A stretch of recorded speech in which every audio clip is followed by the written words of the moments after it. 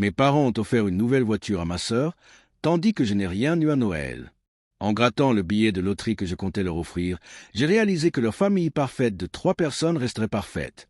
Alors, je suppose que je suis né pour être la déception. Hein? Je crache ces mots avant de pouvoir me retenir. Ne commence pas, Ellie, m'a lancé ma mère. Elle ne me regarde même pas. Elle regarde la caméra de recul de la Lexus rutilante garée dans l'allée, celle qu'on vient de donner à ma sœur avec un nœud rouge dessus. Comment c'est quoi? La conversation qu'aucun d'entre vous ne veut avoir? C'était un cadeau, pas un crime, marmonne mon père, les bras croisés, appuyés contre le poteau du Porsche comme si on avait déjà fini avec ça. Non, dis-je en élevant la voix, mais oublier son autre enfant à Noël ressemble un peu à une déclaration. Tu trouves toujours le moyen de faire parler de toi. Leia, ma sœur, lève les yeux au ciel en faisant teinter le nouveau porte-clés à son nom. Mon Dieu, tu es épuisante. Je ris, pas parce que c'est drôle, mais parce que c'est toujours pareil. Tu sais ce qui est épuisant?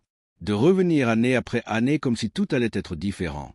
Comme si, peut-être, cette fois, tu te souviendras que j'existe. Qui suis-je? Je m'appelle Elia Grant. J'ai 24 ans. Assez vieux pour savoir. Assez vieux pour arrêter d'espérer des choses qui n'arrivent jamais. J'ai 2 boulots, de nuit dans un entrepôt et Uber le week-end. J'habite toujours dans le sous-sol de mon cousin. Personne ne me demande comment je vais. On suppose que je serai là ou on oublie que j'y étais. Aujourd'hui, c'était censé être différent. Je suis venu avec un cadeau. Un ticket à gratter acheté sur un coup de tête. Pour plaisanter. Je pensais le glisser dans la carte de Noël. Je ne m'attendais pas à ce qu'il vaille quelque chose. Mais quand ils ont offert une voiture neuve à Leia et que je n'ai rien reçu, pas même une tasse à mon nom, j'ai gardé le ticket dans ma poche. Maintenant, je me demande si le destin ne m'a pas offert un échange. Rencontrer la famille. Papa, Paul, 54 ans. Froid. Le genre d'homme qui pense que payer les factures, c'est comme être parent. Il ne m'a pas serré dans ses bras depuis mes 12 ans. Maman, Diane, 52 ans. Douce avec les étrangers, acerbe avec moi. Elle adore être la colle, même si c'est elle qui casse le verre. Leia, 21 ans. Enfant chérie, élève brillante, chouchoute des réseaux sociaux. Elle a toujours droit à une seconde chance. Elle a toujours fait une erreur. Elle a eu un accident lors de sa dernière voiture. Ils ont accusé la météo. Tu as co-signé un prêt de 35 000 $ pour elle sans même sourciller, 10 jours en les fixant tous les deux. Mais quand j'ai eu besoin d'un acompte de 2 000 $ pour quitter un appartement infesté de cafards, tu as dit que tu n'en avais pas. Maman a l'air mal à l'aise maintenant. C'est nouveau. Elle est à l'école. Elle doit se déplacer en toute sécurité. Papa grogne. Je travaille la nuit. J'aboie. Je marche dans les ruelles et je croise des types bourrés qui pissent dans la rue, mais ce n'est pas la sécurité qui compte. Leia ricane en resserrant son manteau. Mon Dieu, tu as l'air jalouse. Ouais, dis-je en m'avançant, silencieuse maintenant. Je suppose que oui. Pas de la voiture. Du sentiment d'être désiré. Papa se désintéresse déjà de la conversation. Maman a les lèvres pincées. Elle sait que j'ai raison, mais elle ne le dit pas. J'ai payé un loyer ici pendant 3 ans. J'ajoute, Leia ne l'a jamais fait. Elle a juste pleuré parce qu'elle n'a pas été admise à Stanford. Et toi, qu'as-tu fait? Silence. Tu l'as emmenée à Disneyland. Je sens quelque chose se briser dans ma poitrine. Ni colère, ni rage, mais une clarté. Il ne me déteste pas. Il l'aime juste davantage. Il n'allume jamais le feu. C'est arrivé quand j'avais 17 ans. Le sèche-linge a pris feu. Leia était seule à la maison.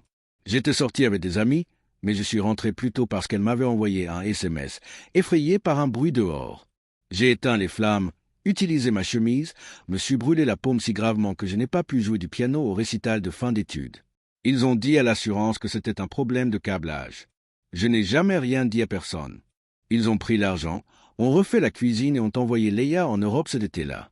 J'en ai encore les cicatrices, mais ils ne se souviennent que de la crédence rénovée. Je sors le grattoir de ma poche. 50 000 $. Je n'en ai parlé à personne. Je ne l'ai pas réclamé. J'allais le leur donner. Mais là, à la place, je pose une clé USB sur la table de la cuisine. À l'intérieur, des messages vocaux, de vieux SMS, et même une vidéo prise quand j'ai entendu Leia rire en racontant comment elle avait manipulé maman pour qu'elle me reproche quelque chose qu'elle avait cassé. Juste pour que tu saches, dis-je, calmement. Tu devrais peut-être vérifier ça avant de trinquer au fait. Qu'est-ce que c'est? Maman le ramasse. La preuve, dis-je, de qui elle est vraiment, de qui j'ai toujours été. Léa l'attrape. Je recule. Vous m'entendez enfin, ou vous avez besoin d'un autre dossier? Papa hurle. Maman pleure. Léa pâlit. Personne ne me poursuit quand je sors. Ils sont trop occupés à regarder le monde basculer. Je suis assis dans ma voiture. Ni neuve, ni luxueuse, mais à moi. Le grattoir est à côté de moi. Je l'encaisserai demain. Je vais enfin avoir cet appartement. Peut-être même suivre ce cours de musique que je repousse sans cesse. Mon téléphone vibre. Un texto de maman. On peut parler un de ces jours? Désolé. Je suis sérieux. Je le fixe. Pas encore de réponse, mais peut-être plus tard. Peut-être. Ce n'est pas une question d'argent. C'est d'être vu, entendu, compté. Ils ne seront jamais la famille que j'imaginais. Mais peut-être que je n'ai pas besoin qu'ils le soient. Je baisse la vitre. L'air froid entre. Je souris. Cette fois, je ne suis pas en reste, car parfois, la paix ne vient pas de la famille, mais de sa libération. Et si c'était toi, que ferais-tu si les gens que tu aimes le plus te faisaient sentir comme un moins que rien? Leur offrirais-tu encore des cadeaux? Les supplierais-tu encore d'appartenir à eux? Le ferais-tu? Si cette histoire vous parle, je vous écoute, et beaucoup d'autres aussi.